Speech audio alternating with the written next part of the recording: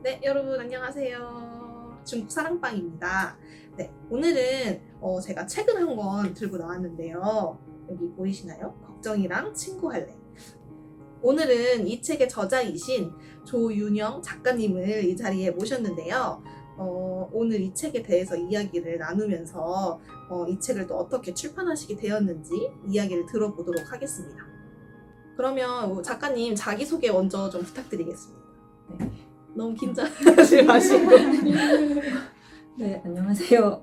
저는 대학생 딸과 발달 장애를 가진 고등학교 2학년 아들을 지금까지 엄마로 살다가 최근에 도서출판 날자라는 1인 출판사를 내고 이 책을 아까 소개해 주셨던 걱정이라는 친구할래라는 책을 한 달 전 정도 출간을 해서 1인 출판사 대표이자 직원이자 이런 걸 다 하고 있는 조윤영이라고 합니다.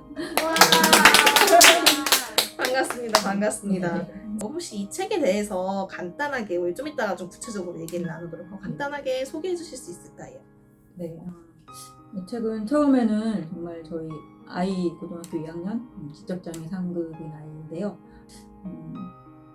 지금 예준이가 중학교, 고등학교를 오면서 마땅하게 읽을 책이 정말 찾기가 힘들어서 내 아이 읽을 책을 내가 한번 만들어보자라는 작은 출발이 선에서 시작을 한 책이고요.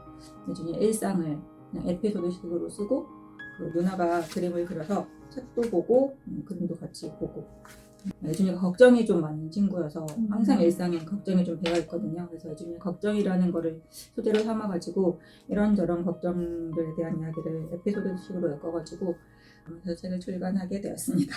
말씀하셨던 것처럼 그 발달장애 친구들이 읽을 만한 책이 없다는 대목이 좀 와닿았던 것 같아요. 그 부분을 조금 더 설명해 주실 수 있을까요? 예준이가 지금 독해 능력이나 인지 능력이 초등 중학년 수준, 2, 3학년 수준 정도 되거든요. 독해 능력이.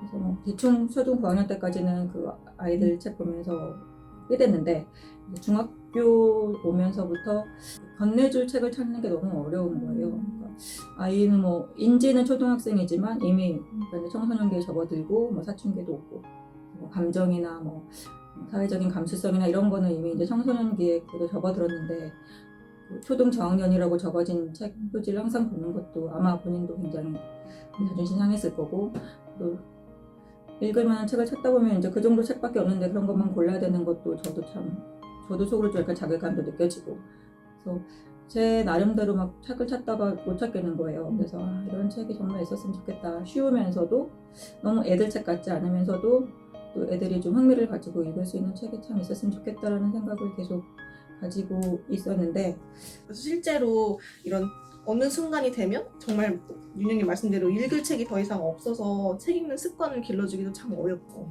그런데 사실 책이라는 게 아이들의 독해력이나 문장력이나 향후에 성인이 돼서 뭔가 그 직업과도 연관되는 부분이라서 정말로 아이들이 읽을 만한 책이 많이 좀 발간됐으면 좋겠다라는 생각이 저도 같이 들었어요.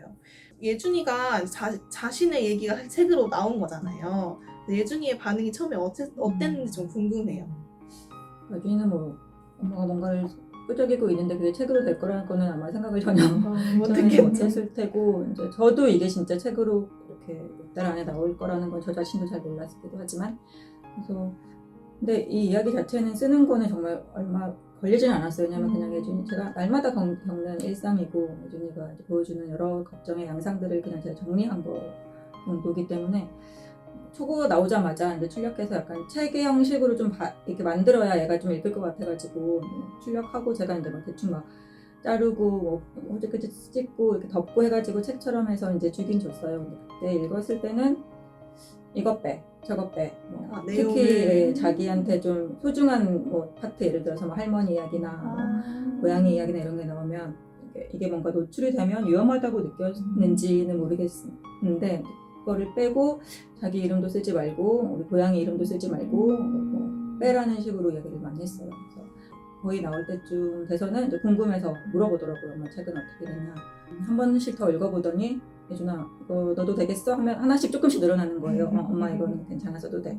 마지막에는 자기 이름도 써도 되고 이제 엠마 이름도 써도 된 고양이 이름 엠마 이름 써도 된다라고 이제 허락을 받고 막판에는 언제 나오는지 막 손꼽아서 손꼽아까지는 잘 모르겠는데 되게 물어보고 언제 나오냐 기대하고 있고 기다리고 이런 과정들이 그 과정을 지켜보는 것 자체도 저는 되게 좀 의미가 있었고 예준이가 이제 최종 책을 나오고 이제 여러 번 제가 읽으라고 했어요. 왜냐면 친구들이랑 뭔가 이야기를 해야 되니까 이 책을 가지고 네가 좀 자주 읽어야 되니까 읽어봐라라고 하면 처음에는 뭐 이제 막 내용만 계속 보다가 이제 여러 번 읽으니까 조금 더 이제 디테일하게 봤는지 읽으면서 정말 어떤 특한 두세 번 정도 환하게 웃는 거예요. 근데 그렇게 환하게 웃는 게 정말 아기 때 말고는 제가 요즘엔 사춘기이기 때문에 항상 모든 것에 불만이 가득 차 있는 분이시거든요. 그래서 그렇게 환하게 웃는 거를 거의 잘 저희들이랑 있을 때는 그렇게 많이 안 웃는데 한 두어 정도, 2개 정도 파트에서 정말 우러나오는 그런 웃음이 나오는 거여서 그걸 보고 제가 순간 울컥하고 이런 게 있었구나. 뭔가 너한테 통하는 면이 있었나 보다라는 생각이 들어서 어제도 제가 마지막으로 예준아 최은쌤님이 너 궁금해한다 이런 내용을 내가 엄마 이거 찍을 건데 했더니 좋았다고 전해달라고 뭐가 좋았어 했더니 이제 자기 마음을 이렇게 다 알아주는 것 같아서 자기 마음을 세세하게 누군가 알아주고 엄마만 알아주는 게 아니라 이제 다른 사람들도 자기 마음에 대해서 알 수 있는 게 자기는 좋았다고 이렇게 표현을 했어요. 누군가가 내 이야기를 책으로 써준다는 게 굉장히 엄마여도 쉽게 할 수 있는 작업이 아닌데 그런 거를 예준도 좀 느꼈을 것 같고 저는 이런 책들을 통해서 아이가 장애가 있지만 이런 점도 있고 우리 예준이는 이런 점도 있고 이런 점도 있고 이런 것들을 좀 세상에 알리고 싶고 이게 책이라는 형태로 기록물의 형태로 있으면 오래 남아있을 수 있기 때문에 그래서 아이의 그런 여러 면모들을 다양한 색깔들을 좀 기록하고 남기고 싶다라는 그런 욕구도 저한테 되게 컸던 것 같아요.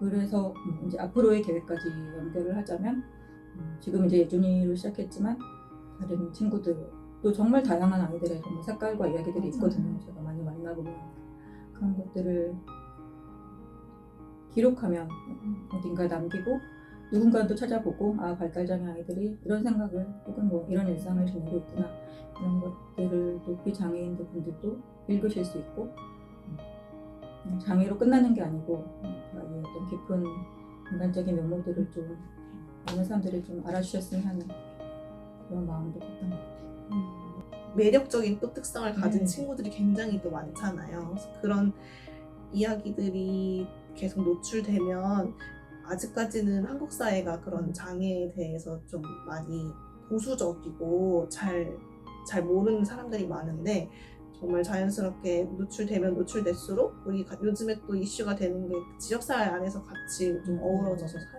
살고자 하는 그런 방향이 있으니까 그렇게 같이 이해하고 이러는데 굉장히 또 도움이 많이 될 것 같아요. 마무리로 이제 오늘 같이 이렇게 책에 대해서 얘기하고 유튜브 촬영하신 소감 간단하게 얘기해 주시면 될 것 같아요. 책에 대해서 이야기를 해본 거는 또 뭐 식구들이나 친구들 앞에서만 대충 했지 이야기를 할 수 있는 기회가 있어서 너무 기쁘고요. 제가 책을 만들 때 항상 좀 동기부여가 됐던 게 내가 필요하면 또 누군가도 필요하겠지라는 생각을 좀 많이 했거든요. 아이들한테 좀 책에 노출을 시켜주고 싶고 읽히고 싶은데 마땅한 책을 찾기가 힘들으셨던 분들이 굉장히 많이 계실 거라고 저는 생각을 해요. 그런 분들이 이런 복지관에 좋은 어떤 책 유튜브 채널을 통해서 한 분이라도 또 알시게 되고 이 책을 만나게 된다면 정말 의미가 있을 것 같고 정말 감사합니다. 감사합니다. 오늘도 유튜브가 또 새로운 그 윤영님의 또 도전이나 이런 거에 있어서 첫 발걸음이 됐으면 좋겠다는 생각이 듭니다. 혹시 중국 사랑방에서 만나고 싶은 이제 분이 계시거나 혹은 출연하고 싶다거나 하시는 분들이 계시면 언제든지 복지관으로 연락을 주시면 될 것 같습니다.